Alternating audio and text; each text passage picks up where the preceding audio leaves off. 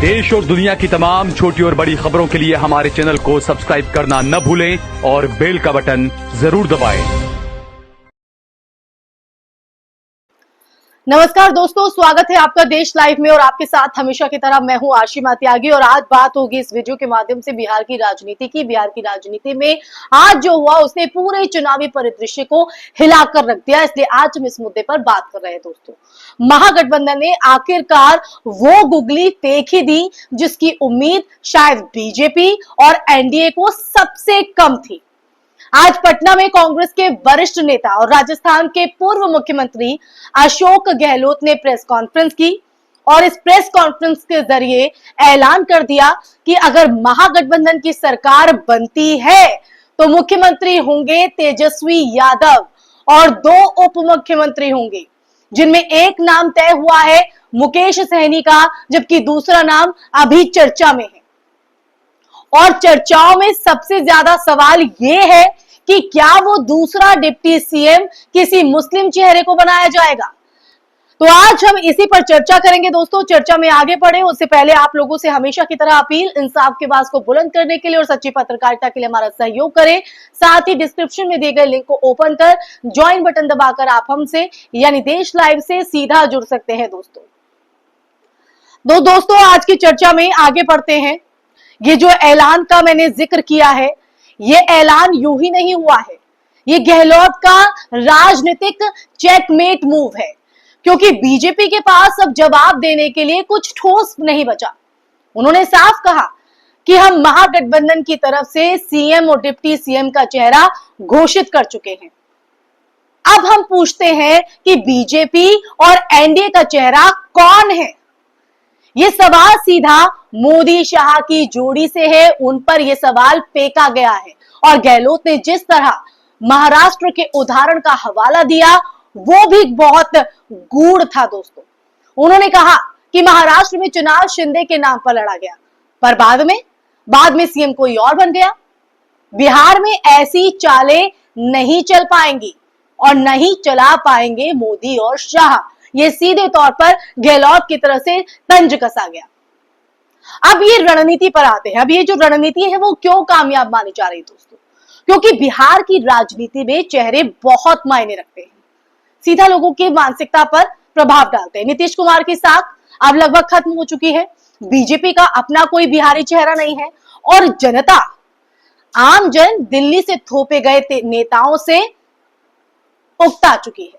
और ऐसे में तेजस्वी यादव का एक युवा, ऊर्जावान और स्थानीय चेहरा बनकर वो कहीं ना कहीं उभरते हैं। दोस्तों, वो लालू यादव की विरासत को लेकर चल रहे हैं, लेकिन अपने राजनीतिक अंदाज में आधुनिक भी है। पिछड़ों, दलितों और अल्पसंख्यकों में उनकी जो पकड़ है वो पहले से मजबूत है दोस्तों, और जो उनके बोलने का अंदाज है वो कहीं ना कहीं लोगों को प्रभावित भी करता है। ऐसे में महागठबंधन का ये सोशल इंजीनियरिंग फॉर्मूला भी बेहद दिलचस्प है। तेजस्वी यादव 14% यादव वोट उनके खाते, मुकेश सहनी की बात करें तो 2% निषाद वोट, और अगर तीसरा डिप्टी सीएम किसी मुस्लिम चेहरे को बनाया गया तो सीधे तौर पर अगर देखें तो 18% मुस्लिम वोट बैंक महागठबंधन के साथ मजबूती से खड़ा हो जाएगा।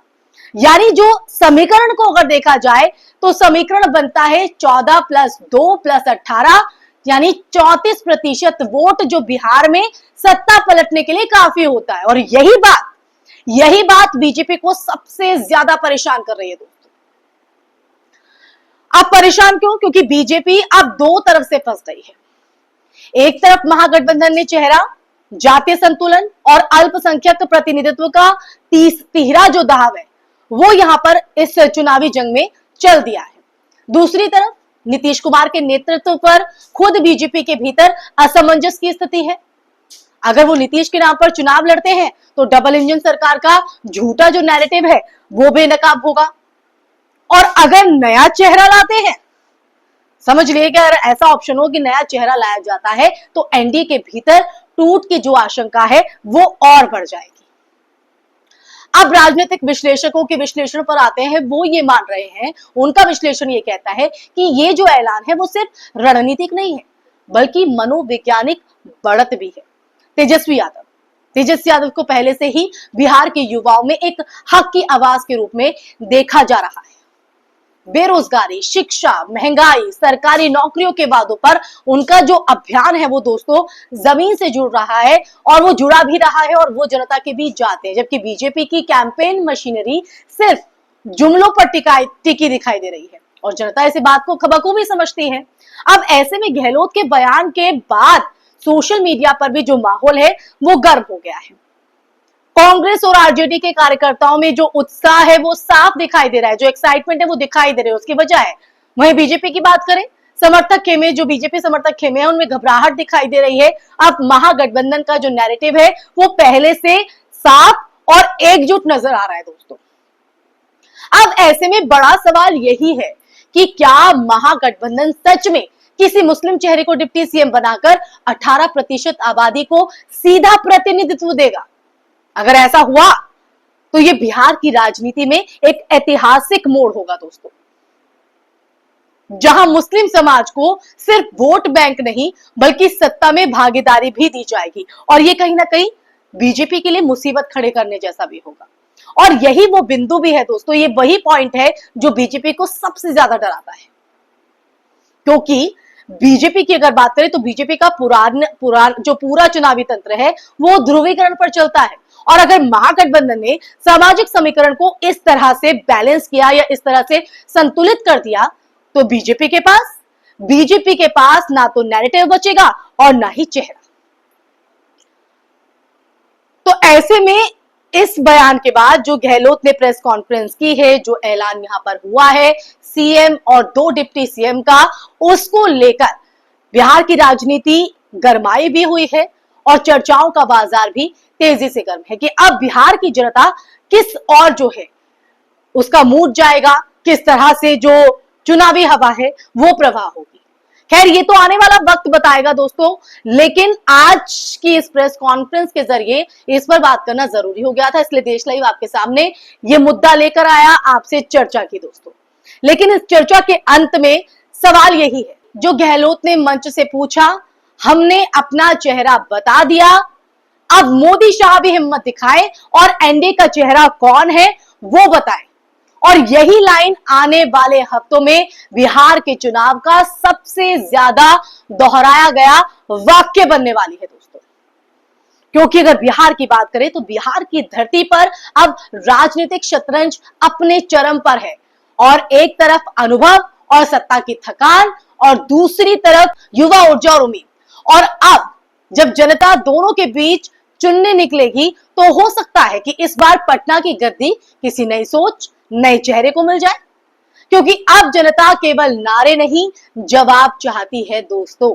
इसी के साथ आज की चर्चा में फिलहाल के लिए बस इतना ही। बिहार के इस सियासी गर्माहट के बीच आप इस राजनीति को, चुनावी प्रवाह की, जनता के मूड को किस तरह से देखते हैं दोस्तों? कमेंट बॉक्स में कमेंट करके जरूर बताइएगा। साथ ही वीडियो आपको कैसे लगी वो भी बताइएगा और इस वीडियो को ज्यादा से ज्यादा शेयर भी कीजिएगा और हमारे चैनल देश लाइव को सब्सक्राइब कीजिएगा। फिर हाजिर होंगे कैसे ही मुद्दे के साथ, तब तक के लिए अपना ख्याल रखिए। जय हिंद, जय भारत, नमस्कार।